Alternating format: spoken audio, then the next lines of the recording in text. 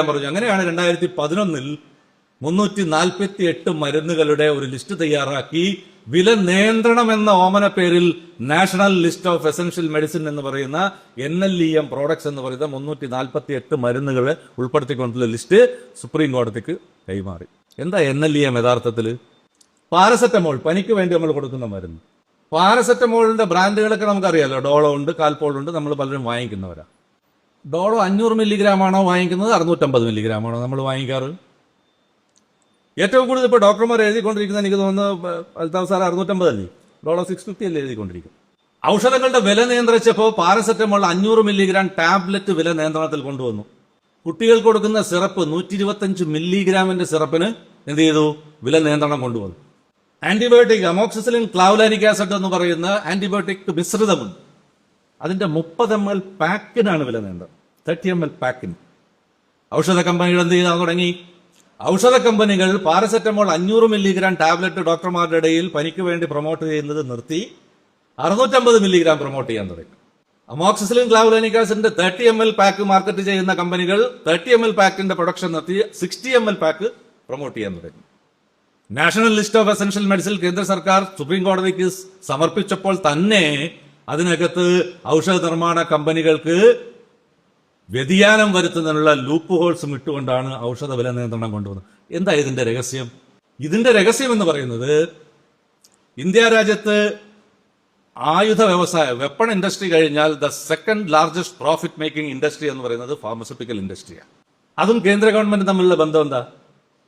അതും കേന്ദ്ര ഗവൺമെന്റും തമ്മിലുള്ള ബന്ധമാണ് 2019-2023 കാലഘട്ടത്തിൽ നമ്മളെല്ലാം പത്രദൃശ്യ മാധ്യമങ്ങളിൽ കണ്ട 1368 കോടി രൂപയുടെ ഇലക്ട്രൽ ബോണ്ട് ഔഷധ നിർമ്മാണ കമ്പനികളാണ് കൊടുത്തത്.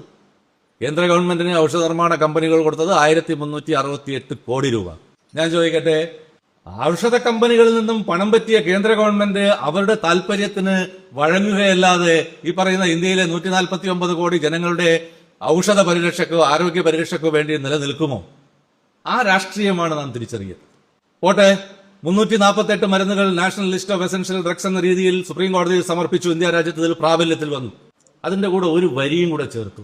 നേരത്തെ പ്രൊഡക്ഷൻ കോസ്റ്റിന്റെ മുകളിലാണ്, ഞാൻ പറഞ്ഞല്ലോ, 979 DPCOയില് ഉൽപാദന ചെലവിന്റെ അടിസ്ഥാനത്തിലാണ് വില നിർണ്ണയിച്ചിരുന്നെങ്കിൽ 2013 ഡ്രഗ് പോളിസിക്കകത്ത് കേന്ദ്ര ഗവൺമെന്റ് വെള്ളം ചേർത്തിട്ട് ഒരു വരി കൂടെ എഴുതി ചേർത്തു. എന്താ വരി എഴുതി ചേർത്ത്?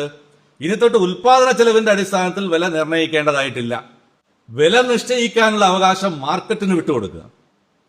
ഏതെങ്കിലും ഒരു പ്രത്യേക മോളിക്യൂളിന്റെ വിവിധ ബ്രാൻഡുകളുടെ വില നിർണ്ണയിക്കണമെങ്കിൽ മാർക്കറ്റ് ഷെയർ 1% കൂടുതലുള്ള ബ്രാൻഡുകളുടെ വിലയും എടുക്കും. അതിന്റെ ആവറേജ് വിലയായിരിക്കും സീലിംഗ് പ്രൈസ് ആയിട്ട് വെക്കുക. സ്വാഭാവികമായിട്ടും മത്സരാധിഷ്ഠിതമായിട്ടുള്ള മാർക്കറ്റിനകത്ത് ഏറ്റവും കൂടുതൽ വിലയുള്ള മരുന്നെന്ന് പറയുന്നത് മൾട്ടിനാഷണൽ കമ്പനികളുടെയും ബഹുരാഷ്ട്ര കുത്തക കമ്പനികളുടെയും ഇന്ത്യൻ കുത്തക കമ്പനികളുടേതും തന്നെയായിരിക്കും. അപ്പൊ നേരത്തെ പ്രൊഡക്ഷൻ കോസ്റ്റിൽ വില നിശ്ചയിച്ചുകൊണ്ടിരുന്ന സംവിധാനം മാറ്റി മാർക്കറ്റിന് വിട്ടുകൊടുത്തുകൊണ്ട് എങ്ങനെയാണോ 2ാം UPA ഗവൺമെന്റ് പെട്രോളിയം ഉൽപ്പന്നങ്ങളുടെ വില നിയന്ത്രണ അധികാരത്തിൽ നിന്നും സ്വയം പിന്നാക്കം പോയി പെട്രോളിയം ഉൽപ്പാദിപ്പിക്കുന്ന കമ്പനികൾക്ക് വിട്ടുകൊടുത്തത്, സമാനമായ രീതിയിൽ കേന്ദ്ര ഗവൺമെന്റ് എന്ത് ചെയ്തു? ഔഷധങ്ങളുടെ, രാജ്യത്ത് ഉൽപ്പാദിപ്പിക്കുന്ന ഔഷധങ്ങളുടെ വില നിശ്ചയിക്കാനും നിർണ്ണയിക്കാനും നിയന്ത്രിക്കാനും സർവാധികാരമുണ്ടായിരുന്ന NPPA എന്ന് പറയുന്ന കേന്ദ്ര ഗവൺമെന്റിന്റെ സ്ഥാപനത്തെ നോക്കുകുത്തിയാക്കി മാറ്റിക്കൊണ്ട് മാർക്കറ്റിന് വിട്ടുകൊടുക്കുന്ന സാഹചര്യമാണ് വില നിയന്ത്രണത്തിന്റെയും നിശ്ചയിക്കുന്നതിന്റെയും കാര്യത്തിൽ കേന്ദ്ര ഗവൺമെന്റിന്റെ സമീപനം.